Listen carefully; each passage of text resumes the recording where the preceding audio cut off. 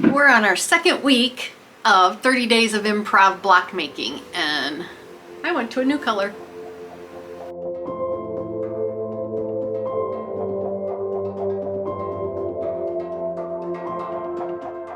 Hey, this is Carrie with Canary Quilts, and this is week 2 of the 30 days of improv quilt along. This is my first week down here, and we worked with squares and rectangles last week. This is week 2, first day, and we're working with polygons this week. So they give you tips for what to do each day, and for today, this was to choose a shape and then kind of like highlight that shape. Just pick a shape and then work around that shape. And I chose this 5-sided shape right here in the middle, and then I just worked around that. So it wasn't too hard. Well, a little more difficult than these. Believe it or not, there's a lot going on down here because you've got all these angles you're working with, and that's what they want you to get used to, is to work with the angles. So it was fun. It was a lot of fun. If you want to follow along with me, I'm going to be doing these every day in August. Well, every Monday through Friday in August. And hit the subscribe button, notification bell, and you can follow along on this journey with me and all the other fun stuff we have on the channel. So let's get started making our 5-sided shape square block. How's that for a mouthful of geometry? That was dumb. Let's get started. Okay, here we are on week 2 of our 30 days of improv quilt along. And I'm going to change my color palette this week, just because I want to. And these are solids I got from my Solid of the Month Club at Fat Quarter Shop. I can put a link down below if you're interested, or see if I can find these actual solids. Put a link to those. That's what it is. These are my colors that I'm using this week. So this week we're working with polygons, and polygons are pretty much any shape.